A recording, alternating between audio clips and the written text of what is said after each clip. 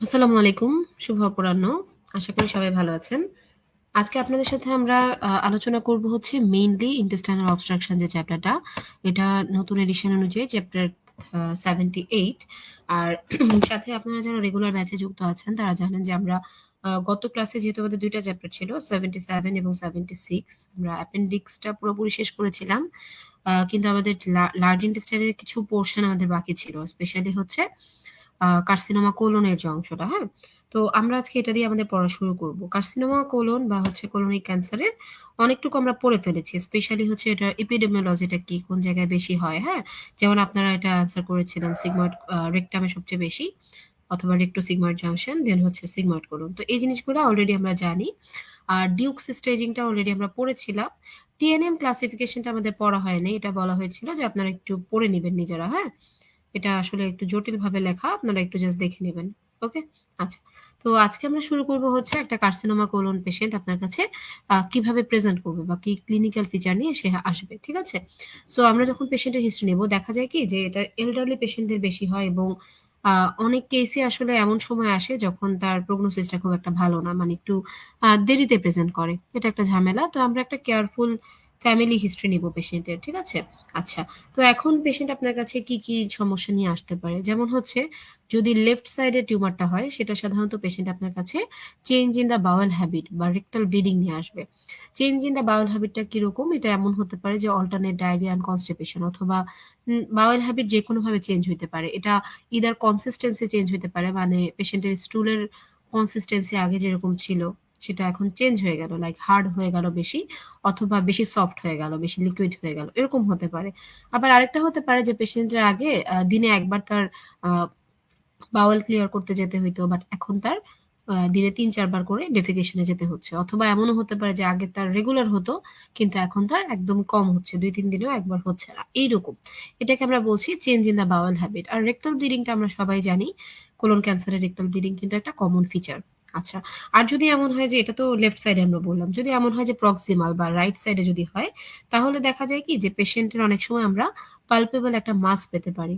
Specially অনেক সময় আমরা যখন রাইট আইলিয়াক ফসায় কোনো একটা মাস পাই এল্ডারলি পেশেন্টের ক্ষেত্রে, আমাদের কিন্তু কার্সিনোমা সিকাম বা হচ্ছে রাইট কোলন এই জাতীয় ম্যালিগনেন্সি আমরা চিন্তা করি। ঠিক আছে? আর সাথে পেশেন্টের অবশ্যই অ্যানিমিয়া, অ্যাস্থেনিয়া, এই টাইপ ওয়েট লস এরকম ফিচার নিয়ে পেশেন্ট আপনার কাছে আসবে।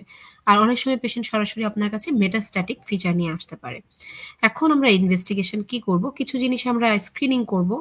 আমরা আগেই বললাম, যেমন আমরা কোলোনোস্কোপি করে সাধারণত স্ক্রিনিং করে থাকি, স্পেশালি যাদের কিনা ফ্যামিলি হিস্ট্রি আছে তাদের ক্ষেত্রে আরো বেশি। আরেকটা আমরা করতে পারি ডাবল কন্ট্রাস্ট বেরিয়াম এনেমা। তবে এখন আসলে এটার জায়গায় আমরা বেশি যেটা করি সেটা হচ্ছে সিটি কোলোনোগ্রাফি। ওকে? সিটি স্ক্যানের একটা ফর্ম। আচ্ছা। সার্জিক্যাল ট্রিটমেন্টটা আমাদের জন্য খুবই ইম্পর্টেন্ট। আমরা সার্জিক্যাল ট্রিটমেন্টের ক্ষেত্রে আমরা ৩ টা অপারেশনের কথা বলবো। একটা হচ্ছে রাইট হেমিকোলেক্টমি, একটা হচ্ছে এক্সটেন্ডেড রাইট হেমিকোলেক্টমি, আর আরেকটা হচ্ছে লেফট হেমিকোলেক্টমি। ঠিক আছে? কোনটা কি সেটা বলার আগে আমি আপনাদেরকে একটা কোশ্চেন একটু জিজ্ঞেস করি, যেটার অ্যান্সারটা আমি পরে বলে দিচ্ছি। আচ্ছা। আমাকে আপনারা একটু বলেন তো যে যদি কোনো একটা পেশেন্ট আপনার কাছে carcinoma of the splenic flexor বা লেফট কোলিক ফ্লেক্সার নিয়ে আসে, আপনি কি অপারেশন করবেন? স্প্লেনিক ফ্লেক্সার যদি নিয়ে আসে আপনি তার কি অপারেশন করবেন? ঠিক আছে? এটা একটু বলেন আমাকে, আমি তারপর এক্সপ্লেইন করছি আপনাদেরকে। ওকে।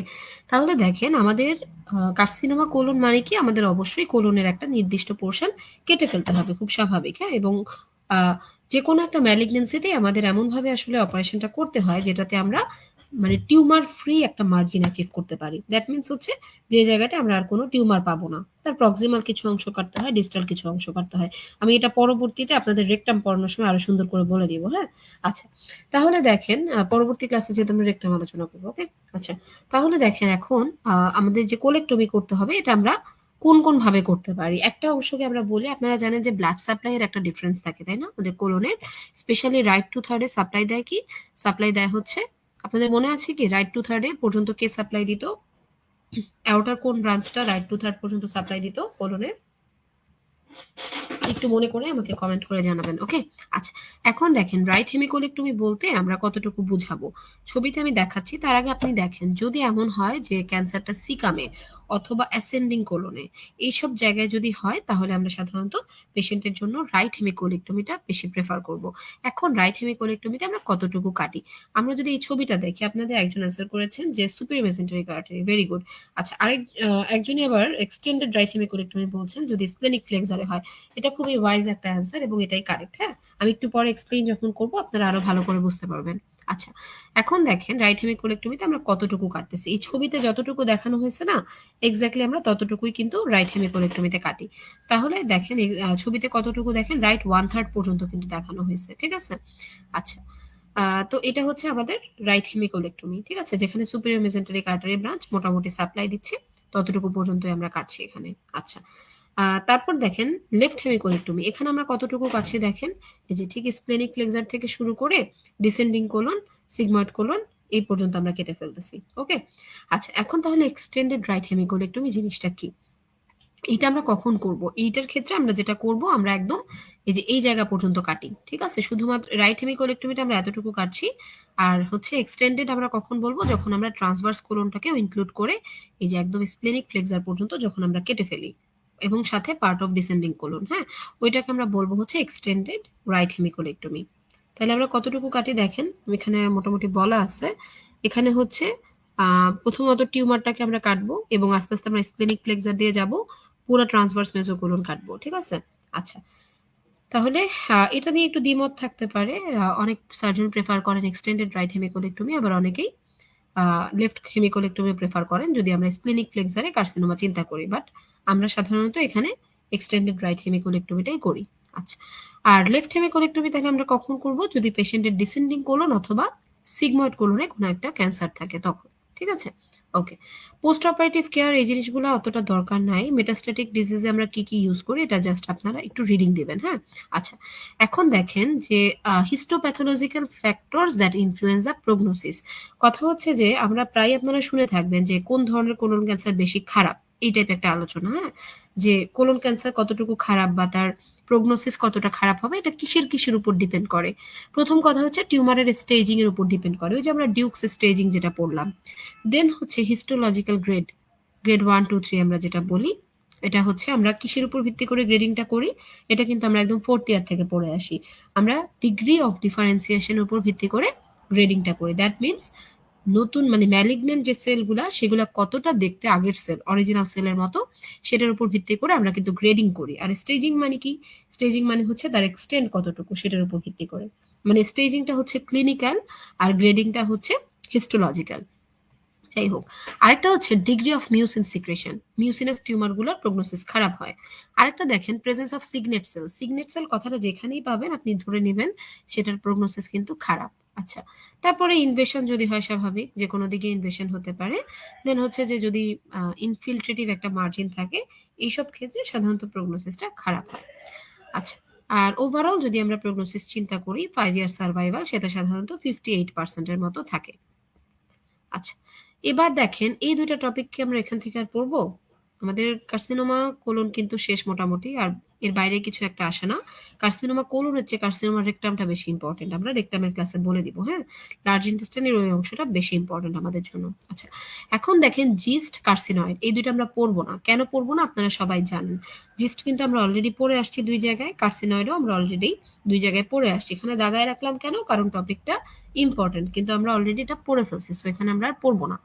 ইনফেক্টিভ কোলাইটিস, এটার মধ্যে থেকে আপনারা জাস্ট নামগুলা, অর্গানিজমের নামগুলা পড়বেন। এটা অনেক সময় আপনাদের এফসিপিএস পার্ট 1 যে পেপার 3 যেখানে আমরা মাইক্রোবায়োলজি পড়ি ওইখানে লাগতে পারে, এর বেশি কিছু আপনাদের বর্ণনা এখানে পড়ার একদমই দরকার নাই। ওকে, সো এগুলো আমরা স্কিপ করে যাই, জাস্ট অর্গানিজমের নামগুলা। স্পেশালি এই যে যেটা আপনাদের গত ক্লাসে আমি স্মল ইন্টেস্টাইনের সময় বলে দিছিলাম, যে intestinal infection associated with patients in AIDS, AIDS পেশেন্টের স্পেশালি ভাইরাল এবং হচ্ছে ফাঙ্গাল, এই দুটো আমরা বেশি করে মনে রাখবো। আচ্ছা, drugs that may result in colitis, এটা আপনারা রিডিং দিবেন, খুব একটা দরকার নাই। আচ্ছা, ডাইভার্টিকুলার ডিজিজটা আমি একটু বলি, এটা আপনারা প্রায়ই দেখবেন যে আপনাদের বিভিন্ন পেশেন্টের ডিফারেন্সিয়াল থাকবে ডাইভার্টিকুলাইটিস। হ্যাঁ, এখন এই ডাইভার্টিকুলাইটিস জিনিসটা কি এটা কিন্তু আমাদের খুব ভালো আইডিয়া থাকে না, ঠিক আছে? বিশেষ করে লেফট সাইডের কোলনে একটা বয়স্ক পেশেন্টের যখন দেখবেন যে লেফট সাইডের কোলনে কোনো একটা লেফট সাইডে আমরা যদি কোনো লেফট আইলিয়াক ফসা মাস পাই বা লেফট সাইডে যদি কোনো পেইন পাই, আমাদের কিন্তু প্রথম ডায়াগনোসিস চিন্তা করতে হয় পেশেন্টের ডাইভার্টিকুলার ডিজিজ। আচ্ছা, এখন প্রশ্ন হচ্ছে যে ডাইভার্টিকুলার ডিজিজ লেফটে কেন? ডাইভার্টিকুলাম বলতে আপনারা একটা জিনিসই চেনেন, সেটা হচ্ছে মানে কমনলি আমরা যেটা চিনি আর কি, সেটা হচ্ছে মিকেলস ডাইভার্টিকুলাম। গত ক্লাসে যেটা নিয়ে আমরা আলোচনা করছি, গত ক্লাস না আরেকটা ক্লাস আগে বোধ হয়, মিকেলস ডাইভার্টিকুলাম এটা আমরা চিনি। এটা ছিল কি একটা ট্রু ডাইভার্টিকুলাম, তাই না? আচ্ছা, যেটার মধ্যে আমাদের বাওয়েলের সবগুলা লেয়ারই প্রেজেন্ট থাকে। এটা একটা কনজেনিটাল ডাইভার্টিকুলাম। এখন আমরা এই চ্যাপ্টারে মেইনলি যেটা পড়বো সেটা হচ্ছে অ্যাকুয়ার ডাইভার্টিকুলাম, যেখানে সাধারণত কোনো মাস্কুলারিস লেয়ার থাকে না। তাহলে থাকেটা কি? আচ্ছা, এইটা মোস্ট কমনলি কোথায় হয় বললাম? সিগময়েড কোলন বা লেফট কোলনে। হ্যাঁ, আচ্ছা, এটা এখন কেন হয় আমি যদি বলতে যাই, দেখেন একটা ছবি আপনাদেরকে একটু দেখাই।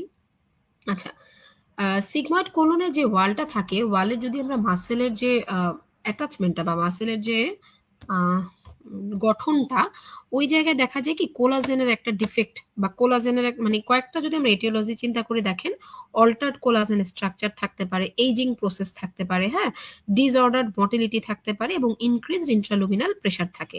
এখন সিগময়েড কোলনের যে অ্যাটাচমেন্টটা সেটা একটু ন্যারো থাকে।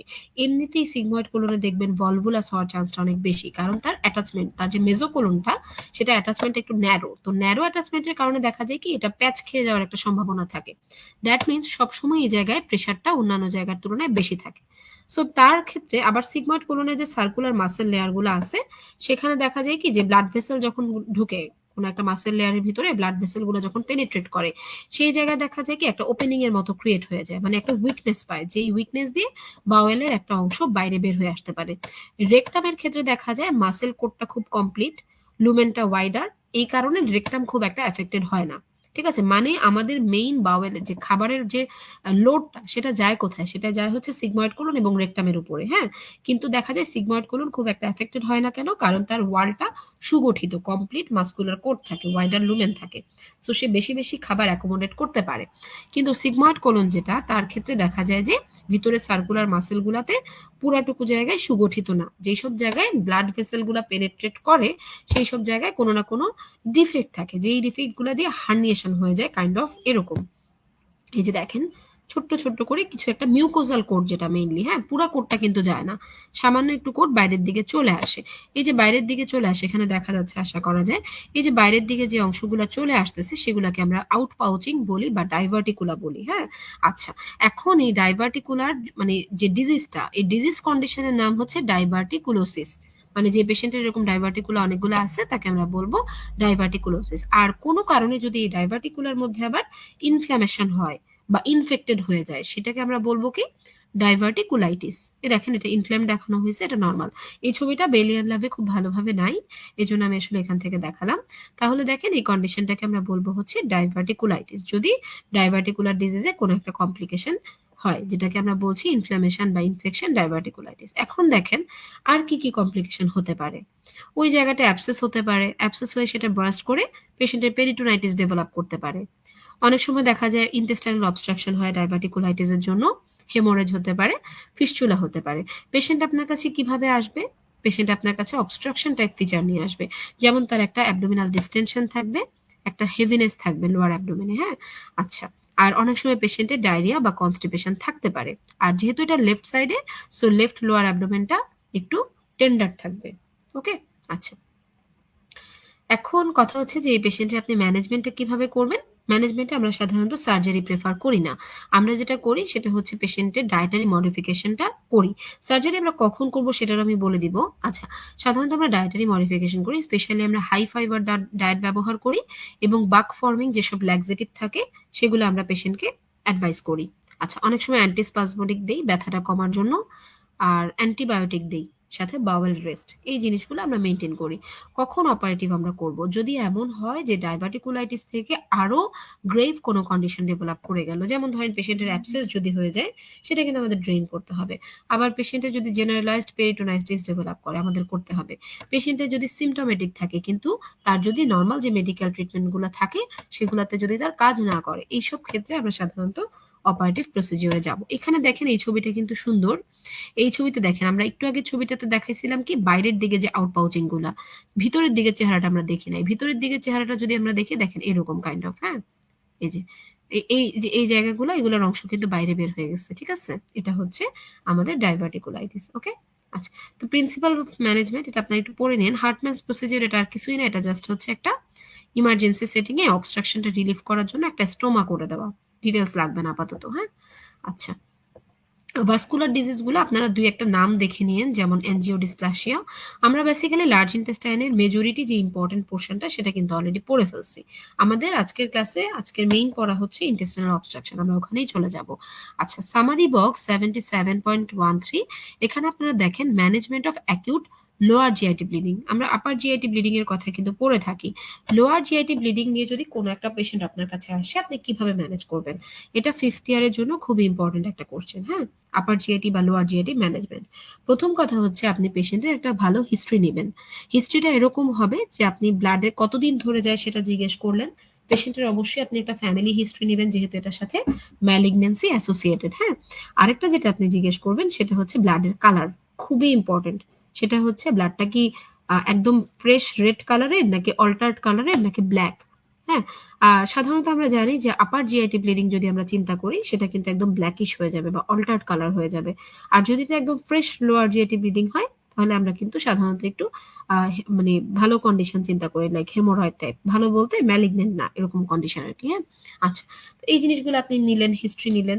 দেন প্রথম কাজ যেটা, সেটা এখানে কিন্তু শুধু শর্টকাটে দেওয়া। আপনার প্রথম কাজটা হবে হচ্ছে পেশেন্টের আপনি আগে ইনিশিয়াল ম্যানেজমেন্ট বা হচ্ছে রিসাসিটেশনটা করবেন। কারণ কি, যার হেমোরেজ হচ্ছে সেই পেশেন্ট কিন্তু আপনার কাছে শক নিয়ে আসতে পারে। এটা একটা অ্যাকিউট কন্ডিশন, হেমোরেজিক বা হাইপোভলিমিক শক নিয়ে আসতে পারে। তো আপনার প্রথম কাজ হবে হচ্ছে পেশেন্টের রিসাসিটেশন করা। সেটা হচ্ছে আপনি আইভি ফ্লুইড দিবেন, ব্লাড লাগলে ব্লাড দিবেন, ক্রস ম্যাচিং এর জন্য পাঠাবেন, এইসব জিনিসপাতি করবেন, ঠিক আছে? আচ্ছা, এখন যেটা এরপরে আপনি ম্যানেজমেন্ট প্রপারে গিয়ে কি করবেন? প্রথম কথা হচ্ছে যে আপনি পেশেন্টের হিস্ট্রি নিলেন, ইনিশিয়াল ম্যানেজমেন্টটা করার পরে আপনি পেশেন্টকে একটা সিটি অ্যাঞ্জিওগ্রাম করবেন এবং এম্বোলাইজেশন, যে ভেসেলটা থেকে ব্লিডিং হচ্ছে সেটাকে আপনি এম্বোলাইজেশন করে দিয়ে আসলেন। আচ্ছা, দেন হচ্ছে যে আপনি ব্লিডিংটা ট্রিট করার পরে পেশেন্টের একটা কোলোনোস্কোপি করে দেখবেন কোন জায়গায় সমস্যা, ঠিক আছে? আচ্ছা, তারপর যদি ব্লিডিং তারপরও হয়, আপনি কোলোনোস্কোপি করে দেখলেন, আপনি এম্বোলাইজেশন করলেন, তারপরও যদি ব্লিডিং হয় তাহলে আমরা থেরাপিউটিক এন্ডোস্কোপি বা লাগলে সার্জারি চিন্তা করব, ঠিক আছে? আচ্ছা, এটা হচ্ছে যদি পেশেন্টের অ্যাক্টিভ একটা ব্লিডিং থাকে এবং হাইপোভলিমিক শকের ফিচার থাকে। আর পেশেন্টের যদি এরকম ফিচার না থাকে আমরা কি করব? সেই ক্ষেত্রে যদি পেশেন্টের সিগনিফিক্যান্ট ব্লিডিং থাকে তাহলে আমরা অবশ্যই আগের মতোই কোলোনোস্কোপি করব বা ইসোফেগো গ্যাস্ট্রোডুওডেনোস্কোপি করব, ব্লাডের ন্যাচারের উপর ভিত্তি করে, ঠিক আছে? সিটি অ্যানজিওগ্রাম করব, নিউক্লিয়ার মেডিসিন স্ক্যানিং, এগুলা করে আমরা কজটা খুঁজে বের করার চেষ্টা করব।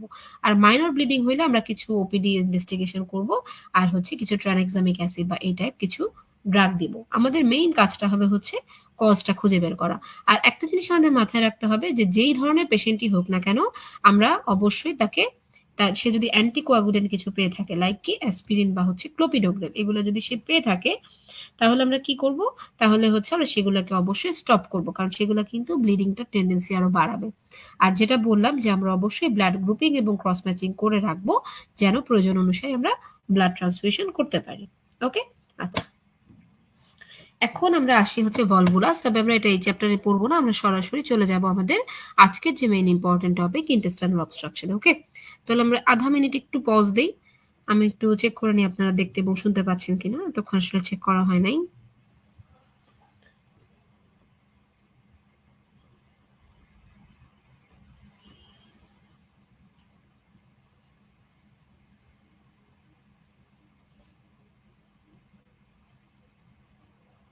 ওকে, হোপফুলি দেখা এবং শুনতে পাওয়া যাচ্ছে।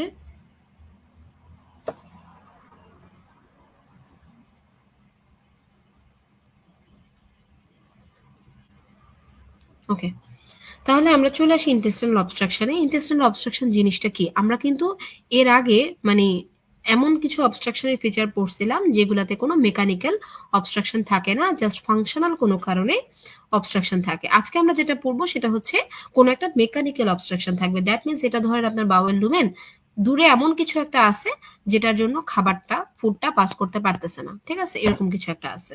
ওকে, তাহলে এখন এই জিনিসটাকে আমরা বলতেছি মেকানিক্যাল অবস্ট্রাকশন। এখন আমাকে কেউ বলতে পারেন যে ইন্টেস্টাইনাল অবস্ট্রাকশনের মোস্ট ইম্পর্টেন্ট বা মোস্ট কমন কজটা কি? একটু বলেন তো দেখি, মোস্ট কমন কোন কারণে হয়? এটা আমি জানি অ্যান্সার ভ্যারি করতে পারে, কারণ এটা আমাদের সবার জানা নাও থাকতে পারে, ঠিক আছে? আমাকে একটু কমেন্ট করে জানাবেন যে most common cause of intestinal obstruction এটা কি হবে?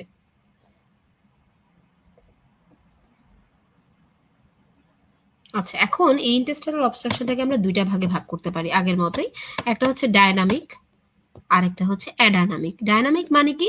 ডায়নামিক মানে হচ্ছে পেশেন্টের পেরিস্টালসিসটা অক্ষত থাকবে, আর অ্যাডাইনামিক মানে কি? পেশেন্টের পেরিস্টালসিসটা থাকবে না, ঠিক আছে? আচ্ছা, তাহলে এই দুইটা ভাগে আমরা ভাগ করতে পারি। এখন ডায়নামিকে পেরিস্টালসিসটা আছে, সাধারণত দেখা যায় কি মোস্ট অফ দ্য অবস্ট্রাকশনে কিন্তু শুরুতে ডায়নামিক থাকে। দ্যাট মিনস পেশেন্টের বাওয়েল লুপে যদি কোনো একটা মেকানিক্যাল অবস্ট্রাকশন থাকে, বাওয়েল কি করে? বাওয়েল কন্টিনিউয়াসলি কিন্তু পেরিস্টালটিক মুভমেন্ট করে। সে যেটা চেষ্টা করে সেটা হচ্ছে ধাক্কা দিয়ে ওই অবস্ট্রাকশনটাকে দূরে সরায় দেওয়ার, যেন সে ফুডটাকে পাস করতে পারে, ঠিক আছে? এটাই তার টেন্ডেন্সি থাকে। তো এই টেন্ডেন্সির জন্য তার কি হয়? পেরিস্টালটিক মুভমেন্টটা আরো বেড়ে যায়। স্বাভাবিক, যেহেতু সে একটা বাধাকে অতিক্রম করতে যাচ্ছে, তার আরো বেশি ফোর্স দেওয়া লাগে। সো সেটা হয়ে যায় ডায়নামিক, মানে পেরিস্টালসিস থাকে। এবং এই যে দেখেন, ডিস্টাল একটা বাধা, এটাকে সে অতিক্রম করার জন্য জোরে জোরে ফোর্স দিচ্ছে বা হচ্ছে বেশি বেশি পেরিস্টালসিস মুভমেন্ট করছে। তার মানে কি হবে? পেশেন্টের একটা ক্রাম্পিং অ্যাবডোমিনাল পেইন হবে, যেই পেইনটা এই পেরিস্টালসিসের সাথে রিলেটেড থাকবে, ঠিক আছে? আবার ধরেন এই যে ফুডটা দূরে গিয়ে অবস্ট্রাকশন হয়ে গেল, দ্যাট মিনস হচ্ছে পেশেন্ট ফুডটা কিন্তু ডিস্টালে পাঠাতে পারছে না, তাই না? ফুডটা আটকা পড়ে যাচ্ছে। তাহলে পেশেন্টের কি হবে? তাহলে পেশেন্টের হচ্ছে কনস্টিপেশন ডেভেলপ করবে, খাবারটা বের হতে পারছে না। আচ্ছা, আরেকটা যেটা, যে খাবার যদি উপরের দিকে আটকা পড়ে থাকে, পেশেন্ট যদি আরো খেতে যায়, তার কিন্তু একটা ভমিটিং টেন্ডেন্সি হবে। এটা সাধারণত কখন হয়? যদি পেশেন্টের স্মল বাওয়েল অবস্ট্রাকশন থাকে। এবং ধরেন এই যে সে অবস্ট্রাকশনটা অতিক্রম করতে পারছে না, তাহলে অবস্ট্রাকশনের দূরবর্তী যে বাওয়েল লুপটা থাকে, সেখান দিয়ে কিন্তু আলটিমেটলি কোনো খাবার যায় না। তো ইনিশিয়ালি সে ডিস্টাল বাওয়েলটা নর্মাল থাকে, কিন্তু অনেক দিন থাকতে থাকতে সেটা আস্তে আস্তে করে একদম কলাপস হয়ে যায়, সেখানে কোনো আর পেরিস্টালসিস থাকেই না। আর প্রক্সিমাল যে বাওয়েলটা, সেখানে কিন্তু ইনিশিয়ালি অনেক বেশি পেরিস্টালসিস থাকে। এক পর্যায়ে সে কি হয়? সে ক্লান্ত হয়ে যায়।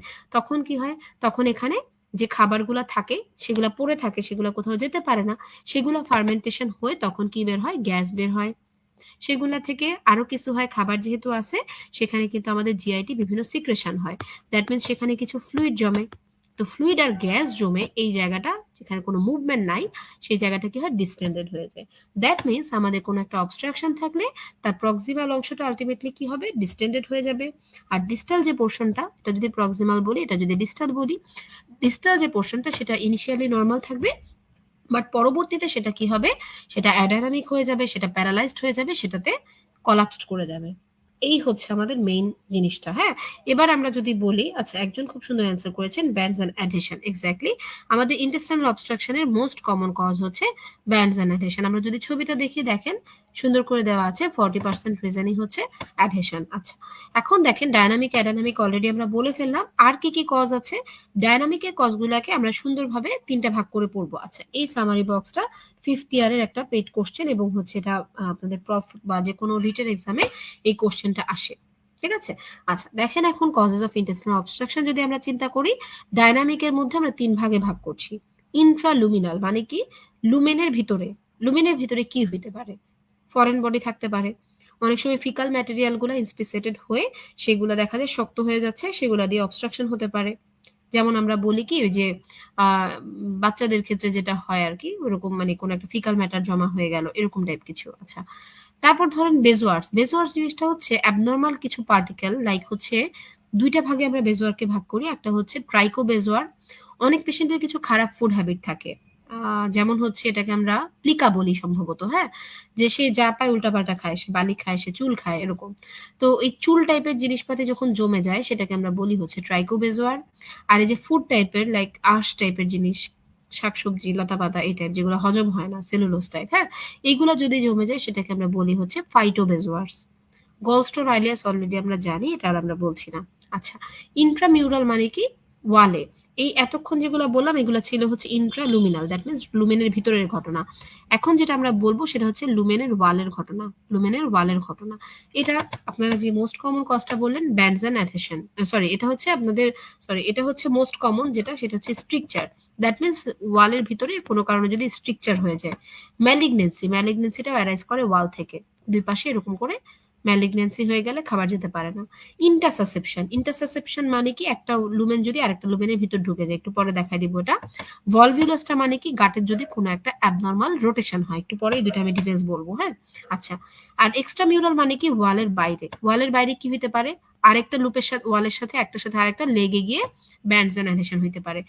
এই যে ওয়ালটা অন্য কোনো অরিফিস দিয়ে বের হয়ে হার্নিয়েশন হয়ে যেতে পারে। এগুলো হচ্ছে এক্সট্রা লুমিনাল বা এক্সট্রা মিউরাল কজ। আর অ্যাডানামিক গুলো আপনারা জানেন, এটা আমি নতুন করে বলছি না। প্যাথোফিজিওলজি অলরেডি কিন্তু আমি বলে ফেলছি, ঠিক আছে, এটা নতুন করে আমার বলার কিছু নেই। একটু আগে যে জিনিসগুলো আমি এক্সপ্লেইন করলাম ওইটাই জাস্ট এখানে মানে বইয়ের ভাষায় লেখা। ওকে। আচ্ছা, এখন স্ট্র্যাঙ্গুলেশন জিনিসটা ইম্পর্টেন্ট। আমরা ইন্টেস্টাইনাল অবস্ট্রাকশনের কথা যদি চিন্তা করি, ওই যে আমরা বললাম প্রক্সিমাল পোর্শনটা বিশেষ করে, এটা যদি দীর্ঘদিন এরকম থাকে আস্তে আস্তে দেখা যায় কি যে এখানে ব্লাড সাপ্লাইটা একসময় বন্ধ হয়ে যায়, বন্ধ হয়ে ওই জায়গাটায় আস্তে আস্তে করে যে বাওয়েল লুপ গুলা থাকে সেগুলাতে স্ট্র্যাঙ্গুলেশন হয়ে যায়, সেগুলা পচা শুরু করে আর কি সোজা কথায়, হ্যাঁ। আচ্ছা, এখন দেখেন এই যে কজেস অফ স্ট্র্যাঙ্গুলেশন এটা কি জন্য হইতে পারে। আচ্ছা, এখানে আমি একটা জিনিস বলি, এই চ্যাপ্টারের প্রত্যেকটা টপিক একটু হ্যাফাজার্ড পাবেন। দ্যাট মিনস আমরা এখানে কজগুলোর সম্পর্কে একটু জানবো, পরে গিয়ে আমরা সেগুলোর ক্লিনিক্যাল ফিচার জানবো, আবার পরে গিয়ে আমরা সেগুলোর ট্রিটমেন্ট জানবো, মানে সবগুলো একসাথে নাই। ধরেন এই জায়গাটা আপনি ইন্টারসাসেপশন কি জিনিস, প্যাথোফিজিওলজি কি, কজ কি, এগুলো জানবেন। ভলভিউলাস কি জিনিস, কজ কি জানবেন, কিন্তু সেটার মানে ক্লিনিক্যাল ফিচার কি, সেটার ইনভেস্টিগেশন কি, সেগুলো আপনারা পরে জানবেন আবার, এরকম আর কি, হ্যাঁ। তো ওইভাবেই আমরা ওই সিকোয়েন্স মেনটেন করি পড়ি, না হলে আবার আমাদের কোনো কোনো টপিক স্কিপ হয়ে যেতে পারে, এটা একটা ঝামেলা, হ্যাঁ। আচ্ছা, তাহলে দেখেন কজেস অফ স্ট্র্যাঙ্গুলেশন কি কি হতে পারে। একটা হচ্ছে যে যদি কোনো একটা হার্নিয়াল অরিফিসে যায়, তাহলে দেখা যায় কি হার্নিয়াল অরিফিস মানে কি একটা অ্যাবনর্মাল ওপেনিং দিয়ে কোনো একটা অর্গান বা পার্ট অফ অর্গান চলে গেল। ওই অ্যাবনর্মাল ওপেনিংটা তো ন্যারো হয় সাধারণত, তো ওখানে একটা প্রেশার ক্রিয়েট হয়। আরেকটা হচ্ছে ব্যান্ডস অ্যান্ড অ্যাডিশন, এটাও একটা প্রেশার ক্রিয়েট করে। আরেকটা কি দেখেন, ওই যে ভলভিউলাস যেটা আমরা বললাম যে বাউল যদি লুপটা প্যাচ খেয়ে যায়, প্যাচ খেয়ে গেলে স্বাভাবিক সেখানে কিন্তু ব্লাড সাপ্লাইটা কমে যাবে। ইন্টারসাসেপশনেও দেখা যায় যেহেতু একটা ওয়ালের ভিতরে আরেকটা ওয়াল ঢুকে যাচ্ছে, তো একটা আরেকটার উপর চাপ প্রয়োগ করে, যেটার কারণে ব্লাড সাপ্লাই কমে যায়। যেটা আমরা চিনি না সেটা হচ্ছে ক্লোজড লুপ অবস্ট্রাকশন। এটা কি, এটা হচ্ছে যে অবস্ট্রাকশনটা যখন প্রক্সিমাল ডিস্টাল, আমরা এতক্ষণ বলছিলাম একটা অবস্ট্রাকশন থাকলে তার একটা প্রক্সিমাল সাইড থাকে, তার একটা ডিস্টাল সাইড থাকে।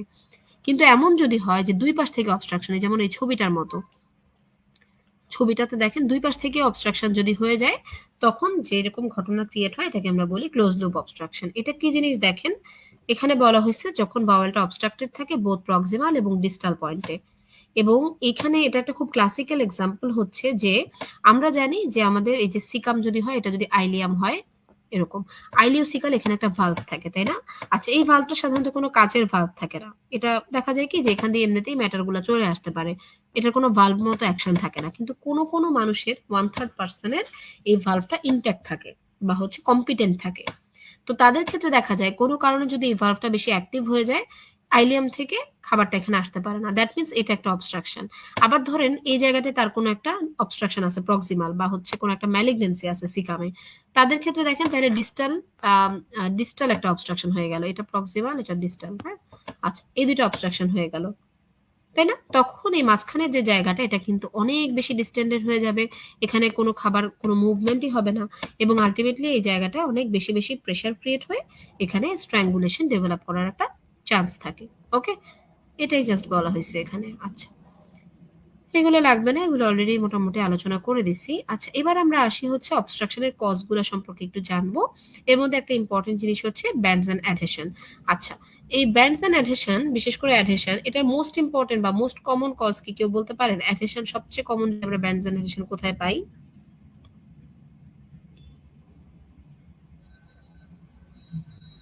মানে কোন ঘটনাটার জন্য অ্যাডহেশন হতে পারে বলেন তো। আপনাকে বলা হলো যে একটা পেশেন্টের আপনি ব্যান্ডস এন্ড অ্যাডহেশন সাসপেক্ট করতেছেন, আপনি পেশেন্টের একটা হিস্ট্রি নিতে হবে, আপনি পেশেন্টকে কি জিজ্ঞেস করবেন?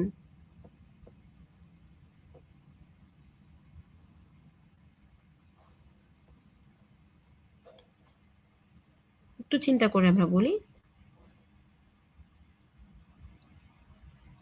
ওকে, very good. Previous bowel surgery এটা হচ্ছে অ্যাডহেশনের মোস্ট কমন কজ। হ্যাঁ, সো পেশেন্টের যদি আমরা একটাও হিস্ট্রি নিতে হয় আমরা পেশেন্টকে জিজ্ঞেস করবো যে তার প্রিভিয়াসলি কোনো একটা অপারেশন হয়েছিল কিনা। কেন দেখেন, কারণ মোস্ট অফ দ্য কজই হচ্ছে আর্ট্রোজেনিক। স্পেশালি দেখেন অ্যাকিউট ইনফ্লামেশন, ধরেন আপনি কোনো একটা পেশেন্টের একটা জায়গায় অ্যানাস্টোমোসিস করে দিয়ে আসছেন, ওই অ্যানাস্টোমোসিস আপনি কিছু সুতা ব্যবহার করছেন না, ওই সুতাগুলা কিন্তু একটা ফরেন বডি এবং ওইটার সারফেসটা রাফ থাকে, সো স্বাভাবিক সেই জায়গাটা একটা ইনফ্লামেটরি কন্ডিশন ক্রিয়েট হয়। আবার ধরেন মানে এরিয়া গুলা, যে আপনি, ঠিক আছে আপনি একটা জায়গায় সেলাই করে দিয়ে আসছেন, কোনো কোনো জায়গায় এরিয়া থাকে, ট্রমা, একটা অপারেশনের সময় ট্রমা ইনিশিয়েট হয়, ইস্কেমিয়া হতে পারে কোনো প্রেশারের কারণে। আবার আপনি ফরেন বডি ব্যবহার করলেন যেমন সিল্ক, গজ, স্টার্চ, এগুলা ইনফেকশন, যেমন এগুলা হচ্ছে আমাদের আমাদের আয়াট্রোজেনিক কজ আর কি। এর বাইরে কি কি হতে পারে, এর বাইরে ইনফেকশনের জন্য হতে পারে, ক্রস ডিজিজে হতে পারে, আর হচ্ছে রেডিয়েশন এন্টেরাইটিস। এখন এটা প্রিভেনশন করার মেইন কাজটা আমাদের, আমাদের বলতে আমরা অপারেটিভ প্রসিডিউরটা যদি একটু সুন্দরভাবে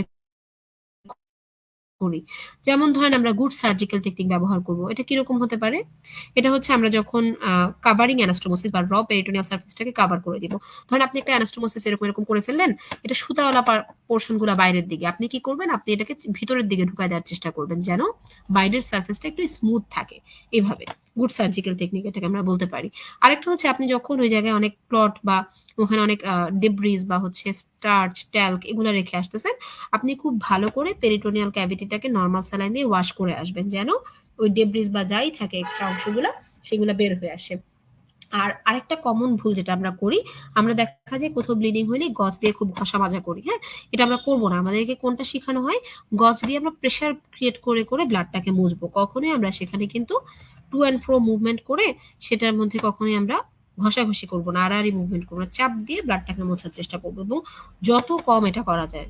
ওকে, আচ্ছা, এই কয়েকটা জিনিস আমরা করে সাধারণত অ্যাডহেশনটাকে প্রিভেন্ট করতে পারি। আর ব্যান্ডস এর ক্ষেত্রে আমরা কনজেনিটাল এবং কনজেনিটাল কিছু ব্যান্ড আমরা চিনি, যেমন ওই যে অবলিটারেটেড ভাইটাল ইন্টেস্টাইনাল ডাক্ট, এটা অনেক সময় ব্যান্ড হিসেবে কাজ করে। জাস্ট নামগুলো একটু জেনে রাখেন। অনেক সময় গ্রেটার ওমেন্টাম একটা ব্যান্ড তৈরি করে, বা হচ্ছে যে একটা অ্যাবডোমিনাল সার্জারির পরে অনেক সময় ইনফ্লামেশন হয়ে একটা ব্যান্ড তৈরি হয়, এই জিনিসগুলা। আচ্ছা, ইন্টারসাসেপশন জিনিসটা কি, এটা হচ্ছে বাচ্চাদের খুব কমন একটা কন্ডিশন। এটা সাধারণত 5 থেকে 10 মাস বয়সী বাচ্চাদের বেশি হয় এবং এটার কিছু প্যাথোলজিক্যাল লিড পয়েন্ট আছে, মানে যেগুলা এই পেশেন্টের এই কন্ডিশনের জন্য দায়ী। যেমন গত কয়েকটা ক্লাসে আপনাদের আলোচনা হয়েছিল একটা জিনিস, সেটা হচ্ছে মিকেলস ডাইভার্টিকুলাম। আরেকটা কমন জিনিস ছিল, আপনাদের কারো মনে আছে কিনা, যেটা আমাদের যেটা আমাদের অ্যাকিউট ইন্টারসাসেপশনের লিড পয়েন্ট হিসেবে কাজ করে এই অপশনগুলোর বাইরেও। মিকেলস ডাইভার্টিকুলামটা আপনারা অলরেডি জানেন। হ্যাঁ, পলিপ জানেন, ডুপ্লিকেশন। আপনারা আরেকটা জিনিস আমাকে বলেন তো, যেটা আমরা স্মল ইন্টেস্টাইনে পড়ছিলাম, স্পেশালি আইলিয়ামে, এমন একটা অ্যানাটমিক্যাল স্ট্রাকচার যেটা কিনা এই মিকেলস যেটা কিনা ইন্টারসাসেপশনের লিড পয়েন্ট হিসেবে কাজ করে, কারো মনে আছে? একটু চিন্তা করে বলেন তো, আমরা স্মল ইন্টেস্টাইনে পড়ছিলাম, স্পেশালি আইলিয়ামে আমরা এমন একটা স্ট্রাকচার পাই, অ্যানাটমিক্যাল স্ট্রাকচার, যেটা কিনা আমাদের এই জিনিসটা ইনিশিয়েট করে। একটু চিন্তা করে বলেন তো।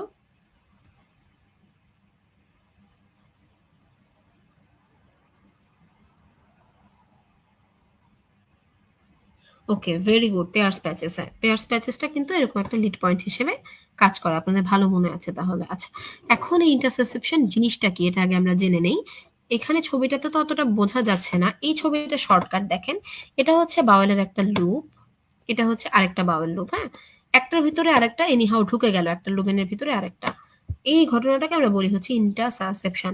এটার বানানটা পর্যন্ত আমাদের পরীক্ষার হলে আসে, তাই না, জিজ্ঞেস করা হয়, স্পেশালি ফিফথ ইয়ারের জন্য খুব ইম্পর্টেন্ট। আচ্ছা, এখন দেখেন যে অংশটা ঢুকে গেল সেটাকে আমরা বলতেছি ইন্টারসাসেপ্টাম, যেটা রিসিভ করতেছে রিসিপিয়েন্টের মতো এটাকে আমরা বলি হচ্ছে ইন্টারসাসেপিয়েন। রিসিপিয়েন্টের মতো এটাকে আমরা বলি ইন্টারসাসেপিয়েন, আর যেটা ঢুকে যাচ্ছে সেটাকে আমরা বলি ইন্টারসাসেপ্টাম। আর বাকি অংশটা কি, পুরো ঘটনাটাকে আমরা বলি হচ্ছে ইন্টারসাসেপশন। আর এই জায়গাটায় অনেক সময় একটা লিড পয়েন্ট থাকতে পারে যেটা এটাকে ভিতরের দিকে টেনে আনে। এখন আমাকে একটু বলেন তো, এই প্যাথোফিজিওলজিটা চিন্তা করে আমাকে একটু বলেন তো, আমরা তো আগেই বললাম যে ইন্টারসাসেপশন মোস্ট কমনলি বাচ্চাদের হয়। এখন যদি বলতে হয় যে ইন্টারসাসেপশনের সবচেয়ে কমন টাইপটা কি, এটা আপনারা কি বলবেন? মানে কমন টাইপ বলতে আমি বোঝাচ্ছি কোন ওয়ালের ভিতর, মানে গাটের কোন অংশের ভিতর কোন অংশ ঢুকে গেল। যেমন এটা কোলোকোলিক হতে পারে, আইলিওকোলিক হতে পারে, আইলিও আইলিয়াল হতে পারে, হ্যাঁ, আইলিওসিকাল হতে পারে। এরকম আমাকে বলেন তো যে কোন জিনিসটা সবচেয়ে কমন, কোন ভ্যারাইটিটা সবচেয়ে কমনলি আমরা পেয়ে থাকি? কেউ বলতে পারেন? আমরা ইন্টারসাসেপশনে কোন ভ্যারাইটিটা মোস্ট কমনলি পাই? আর এই ছবিতেও দেখেন, এই ছবিটা হচ্ছে মানে একদম অপারেটিভ একটা ছবি আর কি, যেটার ভিতরে দেখা যাচ্ছে একটা লুমেন আর একটা লুমেনের ভিতরে ঢুকে গেছিল। হ্যাঁ, এই ঘটনাটাকে আমরা ইন্টারসাসেপশন বলতেছি। আচ্ছা, এটা প্যাথোলজিটা অলরেডি আমরা তো বলে ফেললাম, এক্সপ্লেইন করলাম। আর আরেকটা জিনিস যেটা আমরা বলি যে ইন্টারসাসেপশন, না এটা লাগবে না। আচ্ছা, আমাকে একটু বলেন তো যে এটা সাধারণত মোস্ট কমন ভ্যারাইটি কি? এই কোশ্চেনটা পরীক্ষার হলে বিভিন্নভাবে আসতে পারে। একবার আপনাকে বলতে পারে যে most common variety of intussusception, আরেকবার আপনাকে বলতে পারে যে most common variety of intussusception in children. ঠিক আছে, এই দুইটার অ্যান্সার কিন্তু একই হবে। কারণ কি? কারণটা চিলড্রেনের ক্ষেত্রেই মোস্ট কমন। সো আপনাকে যদি মোস্ট কমন ভ্যারাইটি বলে, আপনি চিলড্রেনেরটাই বলবেন। তো আমাকে কেউ বলতে পারেন যে চিলড্রেনে আমরা মোস্ট কমন ভ্যারাইটি কই পাবো? এটা আপনি প্যাথোফিজিওলজিটা চিন্তা করে বলেন, দেখবেন যে সহজ হয়ে গেছে। আপনি এটা প্যাথোফিজিওলজিটা চিন্তা করেন, দেখেন জিনিসটা সহজ মনে হবে। প্যাথোফিজিওলজিতে কি হচ্ছে? একটা অংশ আরেকটা অংশের ভিতরে ঢুকে যাচ্ছে, তাই না? এখন দেখেন কিরকম হইলে এই ভিতরে ঢোকাটা ইজি হবে, কোন টাইপ হইলে একটু চিন্তা করে বলেন তো দেখি। কিরকম টাইপ হইলে বেশি সম্ভাবনা বেশি থাকে? আচ্ছা, তাহলে আমি এটা একটু দেখাই, দেখেন। এটা হচ্ছে সাধারণত আইলিও কোলিক হওয়ার সম্ভাবনা বেশি। কারণ আপনি কোলনের ডায়ামিটার চিন্তা করেন আর আইলিয়ামের ডায়ামিটার চিন্তা করেন। হ্যাঁ, একজন অ্যান্সার করতে পেরেছেন এখন, আইলিও কোলিক। ওকে, কোলনটা কত বড় না ডায়ামিটার, আর আইলিয়াম তো ছোট্ট পুচকু। তো দেখা যায় কি যে কোলনের এই বড় ডায়ামিটারের ভিতরে আইলিয়ামটা ঢুকে যেতে পারে। সো এটা মোস্ট কমন, এবং এটা আমরা কতটুকু পাই? 77% ক্ষেত্রে। কিন্তু ঝামেলা হবে যদি আপনাকে পরীক্ষার হলে বলে দেয় অ্যাডাল্টে মোস্ট কমন ভ্যারাইটি কোনটা। অ্যাডাল্টে কিন্তু খুব একটা হয় না, বাট যদিও হয় সেটার মোস্ট কমন ভ্যারাইটি হবে হচ্ছে কোলোকোলিক। কোলোকোলিক। ওকে, এটা আমরা একটু মনে রাখি। আপনারা এই বক্সটা খেয়াল করেন, table number 78.2।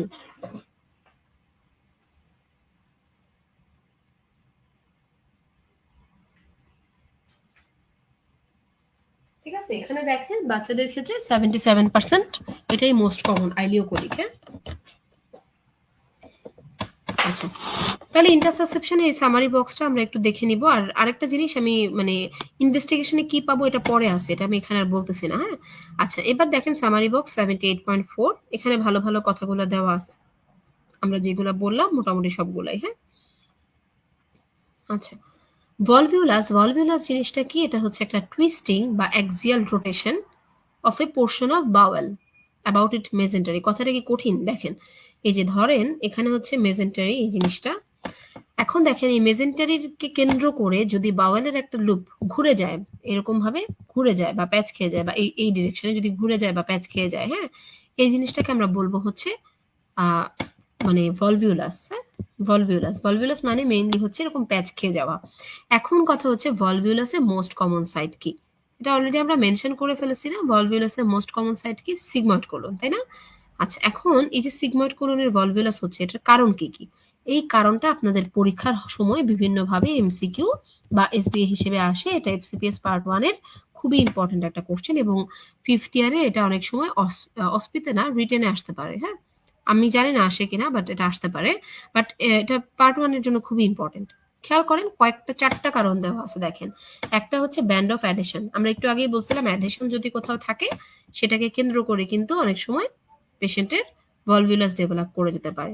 Overloaded pelvic colon, এটা আপনারা জানেন যে আমাদের ম্যাক্সিমাম মানে খাবারের লোডটা কিন্তু যায় হচ্ছে কোলন এবং রেকটাম। রেকটাম তো তুলনামূলকভাবে ফিক্সড, ওইটা এরকম ভলভিউলাসের মতো ঘুরে যাওয়ার চান্স নাই।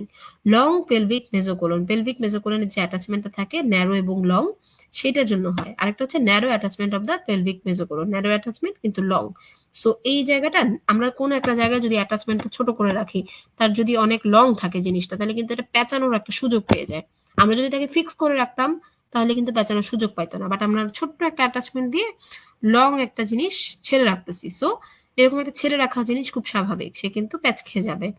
এই 4টা পয়েন্ট আপনারা একদম মুখস্থ করে রাখবেন। এইরকম টাইপের কয়েকটা পয়েন্ট আমি কোথায় বলছিলাম? 4টা পয়েন্ট গল ব্লাডারে, গলস্টোন ফরমেশনের আমাদের 4টা হাইপোথিসিস ছিল। ওগুলো অনেক সময় আপনাদের এমসিকিউ বা এসবিএ হিসেবে আসে। ওকে, আচ্ছা।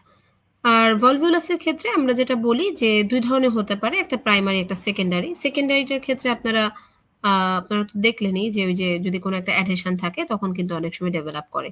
আর প্রাইমারিটা দেখা যায় ওই যে কনজেনিটাল ম্যালরোটেশনের জন্য হইতে পারে, কনজেনিটাল কোনো ব্যান্ডস থাকলে। তখন হইতে পারে, যেমন ভলভুলাস নিওনেটোরাম এগুলাতে ক্ষেত্রে। হ্যাঁ, আচ্ছা।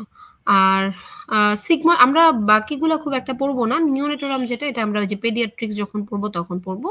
আর সিগময়েড ভলভুলাসটা আমরা এই চ্যাপ্টার থেকেই পড়ে যাব, লার্জ ইন্টেস্টাইনে আমরা জাস্ট স্কিপ করে যাব এটা। হ্যাঁ, আচ্ছা।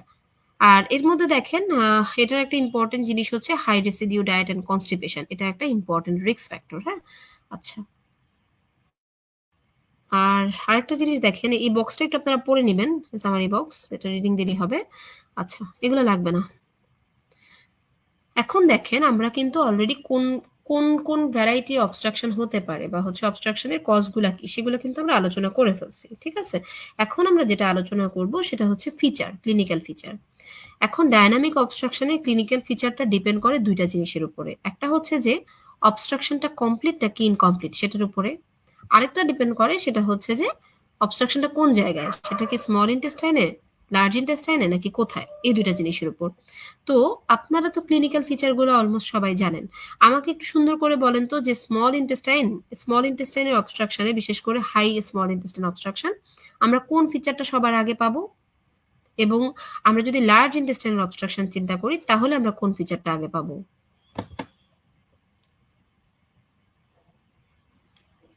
আমরা কিন্তু চারটা কার্ডিনাল ফিচারের কথা বলি, তাই না? এর মধ্যে আমরা স্মল ইন্টেস্টাইনে কোনটা শুরুর দিকে পাবো এবং লার্জ ইন্টেস্টাইনে আমরা কোনটা শুরুর দিকে পাবো, একটু বলে ফেলেন দেখি। আর চারটা কি কি ফিচার আমরা বলি? পেইন, ডিস্টেনশন, ভমিটিং এবং অ্যাবসোলিউট কনস্টিপেশন। আচ্ছা, এখন এখানে একটা ব্যাপার, সেটা হচ্ছে অ্যাবসোলিউট কনস্টিপেশন জিনিসটা কি। আমরা কনস্টিপেশনটা দুই রকম পড়বো, একটা হচ্ছে অ্যাবসোলিউট কনস্টিপেশন আর একটা হচ্ছে রিলেটিভ কনস্টিপেশন। অ্যাবসোলিউট মানে হচ্ছে পেশেন্টের ফিকাল ম্যাটেরিয়াল এবং হচ্ছে ফিসিস দুইটার কোনোটাই যাবে না।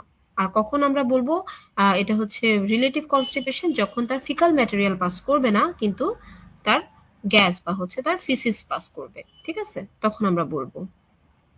সরি, ফ্ল্যাটাস পাস করবে, আমি মানে ফিসিস পাস করবে না, কিন্তু ফ্ল্যাটাস পাস করবে সেটাকে, ঠিক আছে।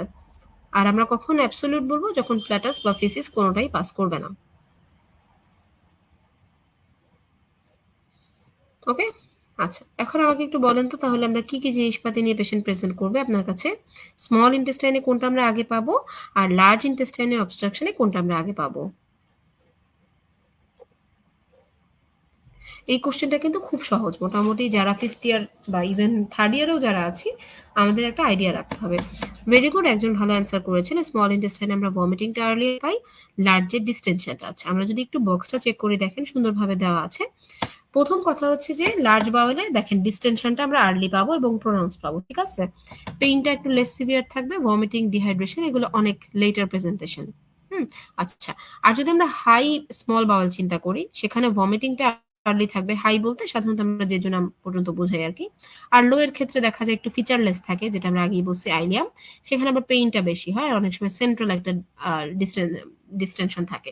বাট ওভারঅল যদি আমরা বলি যে স্মল বাওয়েলের ক্ষেত্রে আমরা কিন্তু ভমিটিংটা আগে পাবো। সো খুবই ভালো অ্যান্সার। ওকে, আচ্ছা, বাকি ফিচারগুলো আমরা একটু দেখে নিব জাস্ট। আচ্ছা, কার্ডিনাল ফিচার অলরেডি আমরা বলে ফেলছি। এখন দেখেন, হ্যাঁ, পেশেন্ট একদম শুরুতে যে মানে লার্জ হোক বা স্মল হোক, পেইন টাইপের একটা ফিচার নিয়ে অবশ্যই আপনার কাছে পেশেন্ট আসবে, কারণ ব্যথা না পাইলে সহজে পেশেন্ট কিন্তু আপনাকে বলতে চাইবে না। হ্যাঁ, আচ্ছা। তো পেইনটা দেখা যায় কি সাডেন সিভিয়ার হইতে পারে অনেক সময়, হ্যাঁ, যদি একদম বেশি অবস্ট্রাকশন হয়ে যায়। অনেক সময় কোলিকি হয়, নেচারটা একটু কোলিকি টাইপ হয়। কেন কোলিকি হয় আপনারা অলরেডি জানেন। কোলিক বলতে আমরা কি বুঝাই? যখন ডিস্টাল কোনো কিছুর এগেনস্টে পেরিস্টালটিক মুভমেন্টটা কাজ করে, একটা টিউব, একটা লুমেন, সেটার ভিতরে একটা অবস্ট্রাকশন, তার এগেনস্টে যখন একটা পেরিস্টালটিক মুভমেন্ট হয় তখন কোলিকি পেইন হয়। এক্সাম্পল আপনারা জানেন, একটা ইন্টেস্টাইন আমরা দেখতে পাচ্ছি কোলিকি পেইন। একটা কোথায় ছিল? বিলিয়ারি কোলিক, আপনারা জানেন যখন ডিস্টালি কোনো একটা স্টোন থাকে, ওইটা ওভারকাম করার জন্য আমরা বিলিয়ারি বা কমন বাইল ডাক্টের একটা মুভমেন্ট থাকে ওইটাকে ওভারকাম করার জন্য, তখন কোলিক। আরেকটা আপনারা জানেন রেনাল কোলিক, যদি ইউরেটারে কোনো স্টোন থাকে তখন হয়। মানে যেখানেই টিউব সেখানেই পেইনটা সাধারণত কোলিকই হবে। আচ্ছা, তাহলে কোলিকি পেইন হবে এবং এটা কোন জায়গায় থাকবে? যদি এটা স্মল ইন্টেস্টাইনে হয় তাহলে সেন্ট্রালি থাকবে, যেমন হচ্ছে অ্যারাউন্ড দ্য আম্বিলিকাস। আর যদি এটা লার্জ ইন্টেস্টাইনে হয় তাহলে লোয়ার অ্যাবডোমেনে বেশি থাকে। আচ্ছা, আর একটা ঝামেলা কি, যে যদি এমন হয় যে পেইনটা হঠাৎ করে সাডেন সিভিয়ার হয়ে গেছে, তখন কিন্তু আমাদের মাথায় রাখতে হবে যে প্রবাবিলি মানে একটা স্ট্র্যাঙ্গুলেশন ডেভেলপ করে গেছে। স্ট্র্যাঙ্গুলেশনের ফিচারগুলো একটু পরে দেখবো। হ্যাঁ, আচ্ছা।